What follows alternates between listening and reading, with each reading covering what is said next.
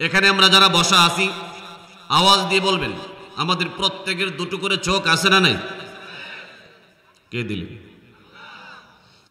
আলাম নাজআল লাহু আইনাইন ওয়া লিসানান ওয়া শাফাতাইন। আল্লাহ বলেন আলাম নাজআল লাহু আইনাইন, আমি কি তার জন্য দুটা চক্ষু দেই নাই? আমাদের জন্য কি দুইটা চোখ আল্লাহর কাছ থেকে বরাদ্দ হয়েছে না? প্রত্যেকের জন্য দুইটা চোখ আছে। এখানে যারা বসা অন্ধ তো কেউ না, সবাই তো দেখতেছে। কত বড় নিয়ামত! কেউ যদি বলে যে আজকে 5 কোটি টাকা দিব তোমার দুইটা চক্ষু খুলে দাও, হাত উঠায় দেখান তো কে আছেন যে আমি 5 কোটি টাকার বিনিময়ে 2 চোখ দিয়ে দিব? আছেন এখানে কেউ? বলেন আছেন নাকি কেউ? তাইলে 5 কোটি টাকার চাইতেও মূল্যবান আপনার দুইটা চক্ষু। আর যদি বাড়িয়ে দেওয়া হয় এরপরে কি দুইটা চোখ খুলে দেওয়ার মতো মন মানসিকতা কারো আছে? বলে কি পরিমাণ দামি মূল্যবান সম্পদ আল্লাহ খালি এখানে কপালের নিচে নাকের উপরে সেট করে দিলেন দুইটা। ওয়ালিসানা ওয়া শাফাতাইন। আল্লাহ তাআলা বলেন বান্দাকে আমি আল্লাহ তোমাকে লিসান দিলাম, কথা বলার জন্য একটি জিহ্বা দান করলাম, এবং কথা স্পষ্ট হওয়ার জন্য আমি আল্লাহ দুইটা ঠোঁট দিলাম। আপনাদের ঠোঁট আসেনি? কোয়েন একটু মুখ বন্ধ রাখেন না, ঠোঁট আসেনি? একটু দেখেন কত শব্দ উচ্চারণ হয় না যদি ঠোঁট না থাকে। বাসায় গিয়া দুইটা ঠোঁট টান দিয়ে ধরে একটা উপর একটা নিচে নিবেন, এরপর আব্বা কোয়েন দেখেন বাইরে নেই। আই বলি একটু ব্রেন খাটায়, ঠোঁট যদি একটা উপরে নিয়ে যান আর একটা নিচে নিয়ে যান তখন আব্বা কইলে কেমন হবে? বহু শব্দ আছে ঠোঁটের সাহায্যে আপনি বলছেন, প্রয়োগ করছেন, মনের ইচ্ছাটা আপনি প্রকাশ করছেন ঠোঁটের মাধ্যমে। আল্লাহ দুইটা নিয়ামতের কথা বললেন যে আমি আল্লাহ তোমাকে দুইটা ঠোঁট দিলাম কথা বলার জন্য, জিহ্বা দিলাম নেড়ে ছড়ে তুমি বিভিন্ন ভাষা প্রয়োগ করছো আমার দেওয়া জিহ্বা দিয়ে। কোটি টাকা দিয়ে কি একটা জিহ্বা নষ্ট হয়ে গেলে, অ্যাক্সিডেন্টে কাটা গেলে আর একটা জিহ্বা কি গুলশানের মোড়ে পাওয়া যায়? গুলস্তানের মোড়ে পাওয়া যাবে নাকি? যে অ্যাভেলেবল ডায়াগনস্টিক সেন্টারে জিহ্বা লাগানো যায়? সবই অফুরন্ত নিয়ামত, যা প্রতিদিন ঠিক করা লাগে না, চার্জ করা লাগে না, অটোমেটিক ব্যবহার হচ্ছে। সুবহানাল্লাহ।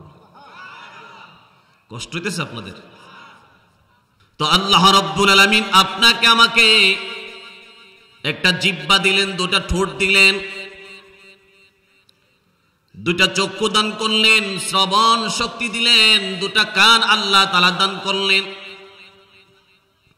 এই নিয়ামতগুলোর ব্যাপারে আমি কিতাব যখন মুতালা করলাম অনেকগুলো এক্সাম্পল আমি পেয়েছি, সেগুলো আপনাদের মাঝে আমি শেয়ার করতে চাই যে আল্লাহ দেওয়া কত বড় নিয়ামত আল্লাহ তাআলা বান্দাকে দান করলেন।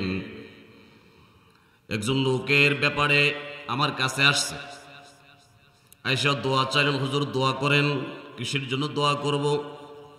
হুজুর আমার ভাইয়ের চোখের যে দুইটা পলক, চোখের উপরে দুইটা শাটার আছে আল্লাহ দিলেন, আপনাদের প্রত্যেকের চোখের উপরে দুইটা করে শাটার, একটা একটা করে শাটার আছে না নাই?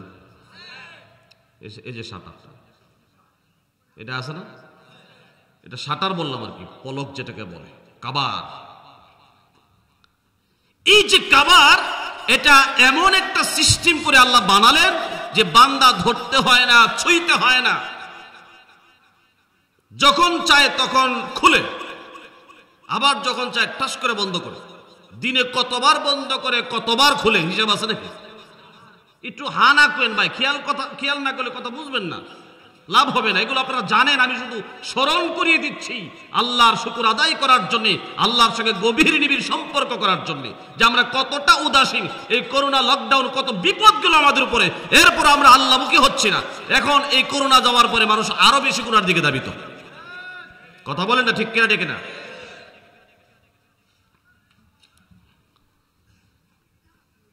এই যে দুইটা শাটার আল্লাহ তাআলা দিলেন, এক রুগী আইসা, রুগীর ভাই এসে আমার কাছে দোয়া চায়, আমার ভাইকে মাদ্রাজ পাঠানো হয়েছে।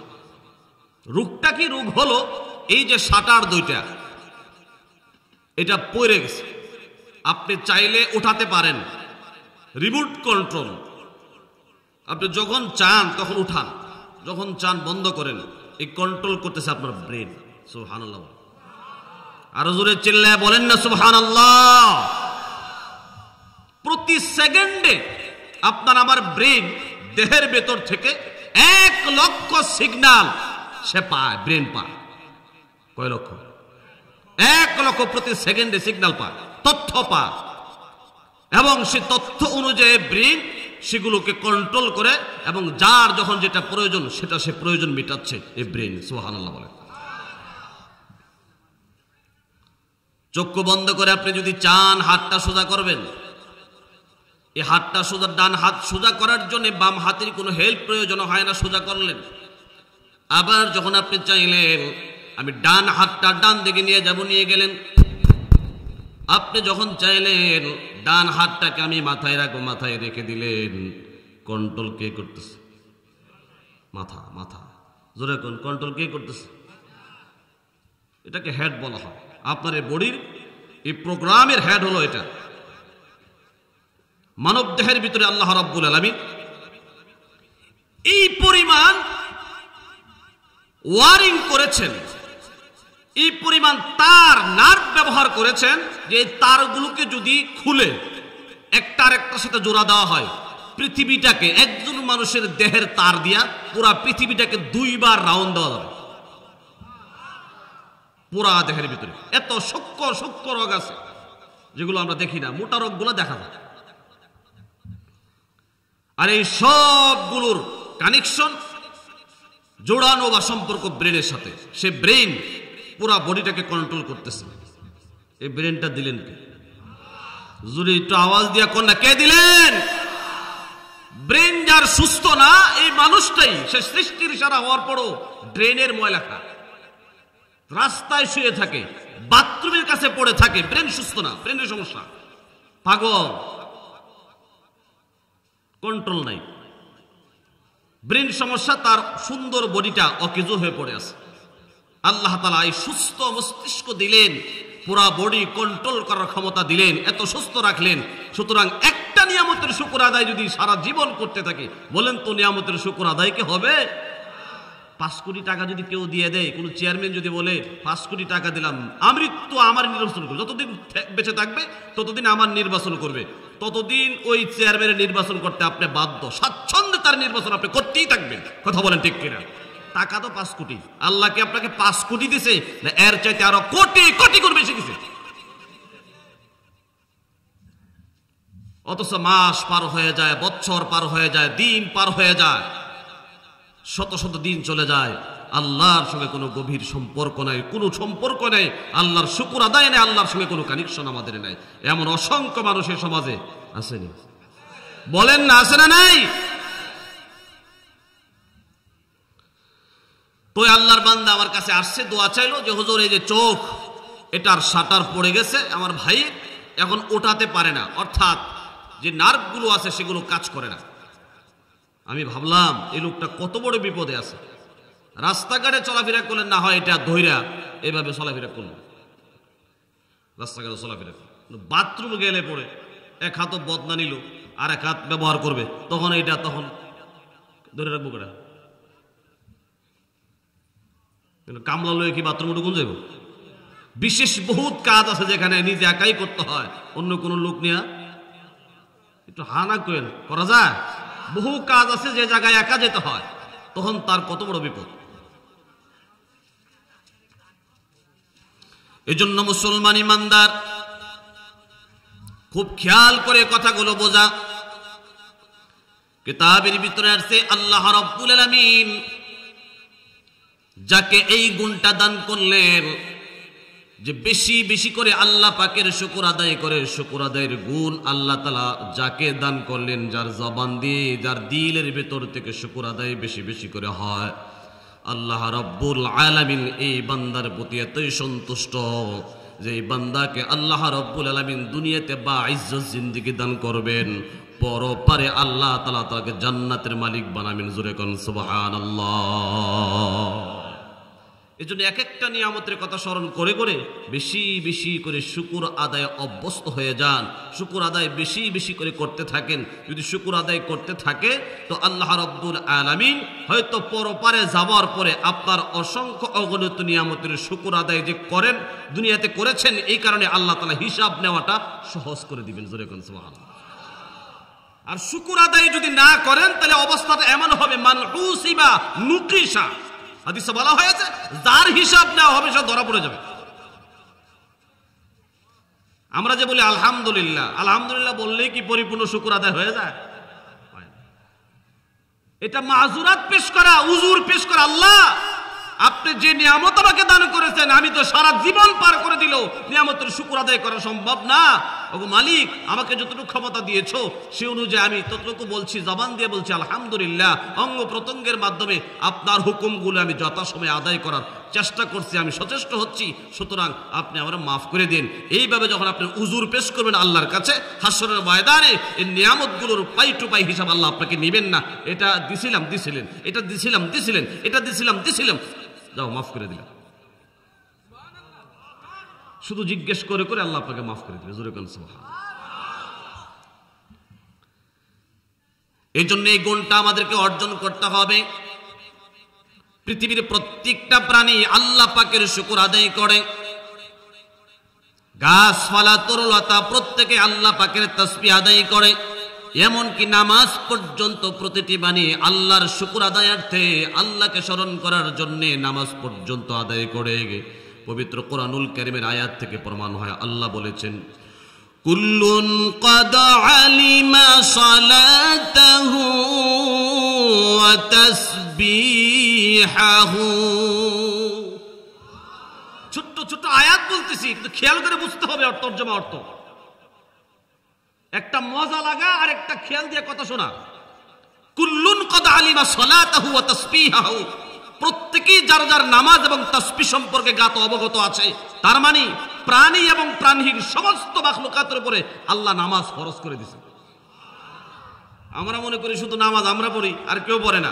গাছে নামাজ পড়ে, মাছে নামাজ পড়ে, গরুয়ে নামাজ পড়ে, ছাগলে নামাজ পড়ে, পাহাড়ে নামাজ পড়ে, যত প্রাণী আর প্রাণহীন বস্তু আছে কুল্লুন ক্বাদ আলিমা সালাতাহু ওয়া তাসবিহাহু, প্রত্যেকের উপরে আল্লাহ তাআলা নামাজকে ওয়াজিব করে দিয়েছেন, ফরজ করে দিয়েছেন। জোরে কোন সুবহানাল্লাহ। এবং প্রত্যেকেই তার উপরে কোন তাসবিহ ধার্য করা হয়েছে, কোন সালাত ধার্য করা হয়েছে সে জ্ঞাত আছে, অবগত আছে। কমপ্লিট নামাজ আল্লাহ আমাদেরকে দিলেন, আনকমপ্লিট নামাজ আল্লাহ তাআলা প্রাণী এবং প্রাণহীন বস্তুর ভিতরে বন্টন করলেন। নামাজের ভিতরে দাঁড়ানো আছে না নাই? বলেন একটু আওয়াজ দিয়ে বলেন, নামাজের ভিতরে দাঁড়ানো, কিয়াম আছে না নাই? যেটাকে কওমা বলা হয়। দাঁড়ায়া থাকাটা এটা নামাজের ভিতরে ফরজ। দাঁড়ানোর ক্ষমতা আছে, বসে নামাজ পড়লে হবে না। অনেকে আছে না দাঁড়ায় থাকতে পারে আর বড় চেয়ারে বসে, ফ্যাশনই নামাজ। নামাজ হবে? ফরজ তরক হবে। অসুস্থ হলে এটা আলাদা ব্যাপার। তো দাঁড়ায় থাকা নামাজের ভিতরে দাঁড়ায় থাকা এটা ফরজ। এই ফরজটা আল্লাহ তাআলা গাছের উপর ফরজ করেছেন। গাছের জন্ম থেকে মৃত্যুর আগ পর্যন্ত, শেষ হয়ে যাওয়া পর্যন্ত গাছ দাঁড়ায় থাকে এবং দাঁড়ায় থেকেই আল্লাহর সালাত আদায় করছে, আল্লাহর তাসবিহ আদায় করতেছে। জোরে কোন সুবহানাল্লাহ। রুকুতে থাকা গরু, ছাগল, ভেড়া, বকরি সৃষ্টিগতভাবেই মাথা নত, বাঁকা করে রুকুর মতো করে বানাইছে। আপনি আমি রুকু থেকে গরুর মতো হচ্ছি, আর গরুকে আল্লাহ সৃষ্টিগতভাবে বাঁকা করে বানাইছেন, তার মাথা নত। সুবহানাল্লাহ বলেন। এই রুকু ফরজটা আল্লাহ তাআলা গরু ছাগলের উপর ফরজ করে দিয়েছেন। জন্ম থেকে মৃত্যুর আগ পর্যন্ত রুকু অবস্থায় আল্লাহ তাআলা তাকে রাখবেন, এটাই তার উপর নামাজ। এটাই আল্লাহ তাআলা কুল্লুন ক্বাদ আলিমা সালাতাহু ওয়া তাসবিহাহু, প্রত্যেককে জানায় দিয়েছেন তার নামাজ কিভাবে, তার সালাত কিভাবে, তার তাসবিহ কিভাবে। সব বিচ্ছু জমিনের উপর পেট লাগায় লাগায় চলে, অর্থাৎ আমরা যেমন সেজদাতে গিয়ে কপাল, নাক, মুখ সব লাগায়া একবারে মাটির সাথে যেন একটা মিশে যায়, মনে একটা পর্যায় হয়ে যায়, হাত পা হাঁটুগুলো বাঁকা করে দিয়ে সেজদাতে চলে যায়। আল্লাহ রাব্বুল আলামিন সব বিচ্ছুকে জমিনের ভিতরে কপাল ঠেকা চলার জন্য এটা ফরজ করে দিয়েছেন, এটা লাজেম করে দিয়েছেন। এইভাবে চলবে, এটাই তার উপরে আল্লাহর পক্ষ থেকে নামাজ। অর্থাৎ নামাজের যে সিজদা ফরজ সেটা আল্লাহ তার উপর ফরজ করে দিয়েছেন এবং সময় মতো যত সময় আল্লাহর তাসবিহ আদায় করছেন এজন্য আল্লাহ রাব্বুল আলামিন তার তাসবিহ কিভাবে আদায় করবে সেটা আল্লাহ তাকে জানায় দিয়েছেন। জোরে কোন সুবহানাল্লাহ। সিজদা ফরজ, রুকু ফরজ, দাঁড়ানো ফরজ, কেরাত ফরজ, সব ফরজ মিলায়া আল্লাহ তাআলা কমপ্লিট নামাজ মানুষের উপর ফরজ করে দিলেন। এই কারণে মানুষের জান্নাত আছে, পালন না করলে জাহান্নাম আছে। কথা বলেন ঠিক কিনা? ঠিক কিনা? তো যে কথাটা বলতেছিলাম, আল্লাহ রাব্বুল আলামিন আমাদেরকে পৃথিবীতে প্রেরণ করলেন, প্রেরণ করার পরে যে বিধানগুলো দিলেন এই বিধানগুলোর ভিতরে আবশ্যকীয় একটা বিধান যেটা আমি সামনে আলোচনা করব। প্রথম যে আলোচনাটা করছে শুকরের বিষয়টা, এটা অত্যন্ত জরুরি একটা বিষয় বর্তমানে যুগে, বর্তমানে জামানায়। কারণ আমরা আল্লাহ তাআলার অসংখ্য অগণিত নিয়ামতের ভিতরে ডুবে থেকেও আমরা সর্বদাই না শুকরের পট্টি আমরা গলি কায়েম করে ফেলেছি, অর্থাৎ যেথায় যায় সেটাই না শুকরের আলোচনা, নাই আলোচনা, আমি পাচ্ছি না, আমার হচ্ছে না, আমার অভাব, আমার এই নাই, আমার সেই নাই, তোমার কাজ সুন্দর না, তোমার কাজ ভালো না, মাথা ব্যথা পেয়েছি, খুব আঘাত পেয়েছি, কষ্ট পেয়েছি। আরো যে 5 বছর 20 বছর 30 বছর ভালো ছিলেন সেটার শুকর আদায় নাই, একদিন ব্যথা পেয়েছেন, সাথে সাথে না শুকর গুজার, অর্থাৎ না শুকরের সাগরের ভিতরে আমরা এক কথায় ডুবে আছি। কথা বলেন ঠিক কিনা? আল্লাহর এক ওলির কথা, রাস্তায় দেখে এক লোকের মাথা ফাটানো, ব্যান্ডিশ, জিজ্ঞেস করলো কি অবস্থা? এটা পট্টি লাগাইছি, ব্যান্ডিশ লাগাইছি। ব্যান্ডিশের আগে তোমার বয়স কত হয়েছে? 30। একটা ব্যান্ডিশ লাগাইছো, দৃষ্টান্ত দিয়ে কথাটা বললেন যে ব্যান্ডিশ লাগাইছো কেন? মাথা ফেটে গেছে, অবজেকশন। এটা একটা আক্ষেপ বা ব্যথা পেয়েছি, কষ্ট প্রকাশ করছো। অথচ ব্যান্ডিশ লাগাইবার আগে আল্লাহ যে 30 বছর তোমার সুস্থ রাখছে, ভালো রাখছে, কতদিন শুকর আদায় করছো? তো মাথা নত করে ফেলছে। ভালো থাকলে আমরা একবারও বলি না, যখনই অসুখ তখনই বলি খুব অভাবে আছে, খুব কষ্টে আছে, খুব অসুবিধার ভিতরে আছে। এটা আমরা বেশি বেশি বলি। ভালো যে ছিলাম 30 বছর সেটা আমাদের মুখ দিয়ে একবার উচ্চারিত হয় না। আওয়াজ দিয়ে বলেন কথাটা ঠিক কিনা? ভালো থাকার কথা তো আমরা বলি না কেন? এই কারণে আমরা সবকিছু পাওয়ার পরে যেন বিশাল এক অভাবের ভিতরে, বিশাল এক কষ্টের ভিতরে আমাদের সময়গুলো পার করছে। এজন্য আমার ভাই, আপনাকে আমাকে জরুরি ভিত্তিতে এই গুণটা অর্জন করতে হবে, কলবান শাকিরান। আপনার আমার কলবটাকে প্রস্তুত করতে হবে আল্লাহর শুকর আদায়ের জন্য। বেশি বেশি করে আল্লাহ পাকের শুকর আদায় করতে হবে। কারণ আল্লাহ আমাকে 2টা চক্ষু দিলেন। এমন হাজার লক্ষ লক্ষ মানুষ এই পৃথিবীতে বাস করে, আল্লাহ তারা 2টা চক্ষু দেয় নাই। ট্রেনে ভিক্ষা করে, বাসে ভিক্ষা করে, রাস্তার মোড়ে ভিক্ষা করে, মানুষের গায়ে ধাক্কা লেগে যায়, চোখে না দেখার কারণে লাঠি বড় করে করে চলে, পুকুরে পড়ে যায়, ভাঙ্গনিতে পড়ে যায়। আল্লাহ আমাকে সুস্থ রাখলেন, ভালো রাখলেন, চক্ষু দিয়ে আমি আমার সন্তানকে দেখতেছি। আমি আমার চক্ষু দিয়ে আমার মা জননীর মুখ দিকে তাকাইয়া কবুল হাজিরের সব কামাই করছি। সমাজের মানুষগুলোর দিকে তাকায় তাকায় আমি তৃপ্তি পাচ্ছি, আল্লাহর কোরআন দেখে দেখে পড়তে পারছি। আল্লাহ রাব্বুল আলামিন চক্ষু নামক নিয়ামতের মাধ্যমে আমাকে দুনিয়ার কত কিছু খাওয়ালেন, কত কিছু দেখালেন, কত তৃপ্তি দিলেন। যাদেরকে আল্লাহ চক্ষু দেয় নাই তারা কত লক্ষ লক্ষ নিয়ামত থেকে বঞ্চিত হয়ে আছে। আওয়াজ দিয়ে চিল্লায় বলেন ঠিক কিনা? ঠিক না? আওয়াজ হয় নাই, আওয়াজ হয় না। সত্য কথাটা স্বীকার করতে অসুবিধা নেই। কথা বলেন, কথা ঠিক কিনা? আপনি কি পরিমাণ নিয়ামত পেয়েছেন ভাবেন একবার। এই জন্য ভাববেন, অন্তর দিকে তাকা, ফিকির করবেন। তাফাক্কারু ফি খালকিল্লাহ ওয়ালা তাফাক্কারু ফিল্লাহ। আল্লাহর সৃষ্টি নিয়ে একবার ভাববেন, আপনাকে কি আল্লাহ দিয়েছেন আর আপনার তুলনায় কত ডিমোশন ডাউনে আছে কত মানুষ। হে মুসলমান ইমানদার, পবিত্র কুরআনুল কারীমে আল্লাহ তাআলা বলেন, বান্দা হে তুমি যদি আমার শুকর আদায় বেশি বেশি করে করতে থাকো, আমি আল্লাহর নিয়ামত প্রাপ্ত হয়ে স্বীকার করো, জবান দিয়ে উচ্চারণ করো, আমি আল্লাহর কাছে উজুর পেশ করো, তাইলে আমি আল্লাহ তোমার নিয়ামত দুনিয়াতে যেমন বাড়ায়া দেব, কিয়ামতের ময়দানে আমি আল্লাহ তোমার নিয়ামত বাড়ায়া দিব, তথা আমি আল্লাহ তোমাকে জান্নাতের মালিক বানায়া দিব। আরো জোরে আওয়াজ দিয়ে কোন সুবহানাল্লাহ। লা ইন শাকারতুম লা আযীদান্নাকুম ওয়া লা ইন কাফারতুম ইন্না আযাবি লাশাদীদ। আল্লাহু আকবার বলেন। এখানে আল্লাহ রাব্বুল আলামিন কত সুন্দর করে ইনে শর্তে ব্যবহার করলেন, লা ইন শাকারতুম, তোমরা যদি শুকর আদায় করো, লা আজিদান্নাকুম, লামটাকে একটা তাকিদ বলা হয়, লামে তাকিদ, আবার নুনে তাকিদ, আল্লাহ দুইটা তাকিদ ব্যবহার করে বলেন অবশ্যই অবশ্যই আমি আল্লাহ তোমাকে বাড়ায়া দিব। সুবহানাল্লাহ, হয় নাই তো? জোরে কন্যা সুবহানাল্লাহ। তুমি যদি শুকর আদায় করো অবশ্যই অবশ্যই আমি বাড়ায় দিব। কি বাড়ায় দিব? আপনার যা দরকার সব বাড়ায় দিব, যা দরকার আপনার সব বাড়ায় দিবে আল্লাহ। ওয়ালা ইন কাফারতুম ইন্না আযাবি লাশাদীদ, আর যদি তুমি আমি আল্লাহর না শুকরগুজার হও, আমার নিয়ামত প্রাপ্ত হওয়ার পরে আমার নিয়ামতগুলো ব্যবহার করে, আমার অক্সিজেন ব্যবহার করে, আমার দেওয়া চক্ষু ব্যবহার করে, আমার দেওয়া কান ব্যবহার করে, আমার দেওয়া নিয়ামত বক্ষণ করে আমি আল্লাহর শুকর যদি আদায় না করো, নাফরমানি করো, আমি আল্লাহ তোমাকে আযাবের ভিতরে নিক্ষেপ করব। জোরে কন্না নাউযুবিল্লাহ। আল্লাহর এক বান্দার কথা আমি পড়লাম এবং শুনলাম। অ্যাক্সিডেন্ট করার পরে চোখের উপরের যে পর্দাটা আছে এটা কাইটে গেছে। এটা কি হয়েছে? কাইটে গেছে। কাইটে যাওয়ার পর এখন চিকিৎসা করে মোটামুটি সুস্থ, ব্লিডিং হচ্ছে না, রক্ত পড়ে না, সে সুস্থ। কিন্তু অসুবিধা হলো 1 ঘন্টা 2 ঘন্টা 3 ঘন্টা পার হলেই চোখে আর দেখে না, ঝাপসা দেখে। অর্থাৎ রাস্তায় বের হলে ধুলাবালু, আপনাদের এই রাস্তায় কি পরিমাণ ধুলাবালু আছে এটা আমার চাইতে আপনাদের ভালো জানা। চোখের পর্দা তো এমন একটা নিয়ামত যে এটা চোখের উপর পড়ে থাকে, আর বাহিরের ধুলাবালু থেকে চোখকে কন্ট্রোল করে ঢুকে গেলেও এটা এমন করে এমন সিস্টেম পাতলা পদার্থ দেওয়া আছে, উপর থেকে নিচে যখন এইভাবে ফ্লাশ মারে তো অটোমেটিক ময়লাগুলো এক সাইডে নিয়ে যায়। ঠিক না? ওই আল্লাহর বান্দার চোখের উপরের শাটারই নেই, পর্দাই নেই, কেটে গেছে। তো এটা সবসময় এমনি থাকে, এটা ওকে ডাইরেক্ট হয়ে গেছে, ওইটা কিছু বন্ধ করে ওঠে, তো নাই, উপরেরটা নাই। 3 ঘন্টা পর পর ডাক্তার বলছে যেহেতু 3 ঘন্টা পরে আপনি দেখেন না, ঝাপসা দেখেন, তো পানি দিয়ে বারবার ধুবেন, 3 ঘন্টা পর পর পানি দিবেন। ডাক্তারের পরামর্শ অনুযায়ী যখন 3 ঘন্টা পর পর পানি দেয়, এরপরে দেখা গেল ইনফেকশন। আপনি দেখবেন যদি 2 ঘন্টা 3 ঘন্টা 4 ঘন্টা 5 ঘন্টা পানিতে পড়ে থাকেন, বা আপনার হাতটাই পানিতে থাকে, ময়লা পানিতে বা সাবানের পানিতে থাকে, দেখবেন হাত গেছে ফুটা হয়ে, ঢিলা হয়ে, এমনকি অনেক জায়গায় ক্ষত হয়ে যায়। হয় কিনা? হয় না?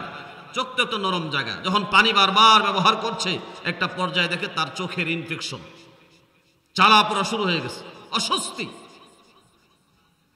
তখন আফসোস করে যে আল্লাহ কত বড় নিয়ামত দিয়েছে, শুধু চোখের উপর যে একটা পর্দা দিলেন, এই 7-8টা, এটা কত বড় নিয়ামত যে বান্দা রাত্রেবেলা ঘুমাতে যাবে তো শুয়ে গেলে অটোমেটিক 7-8টা বন্ধ হয়ে যায়, না জানি পিঁপড়া ঢুকে। আর যদি কেউ এই পর্দা যদি আল্লাহ না দিত, আর মানুষ চোখ খুলে যদি রাত্রেবেলা ঘুমাইতো, এইভাবে যদি ঘুমাই থাকতো কেউ, তো অটোমেটিক পিঁপড়াকে কামড় দিত, উন্দুরেকে কামড় দিত, বিভিন্ন পোকা ঢুকতো। ঠিক কিনা বলে? আল্লাহ তাআলা এই সুন্দর শাটার দিয়ে দিলেন, রাতের বেলা আপনি লাগিয়ে ঘুমায় থাকেন। সুবহানাল্লাহ। আর জোরে কোন আলহামদুলিল্লাহ।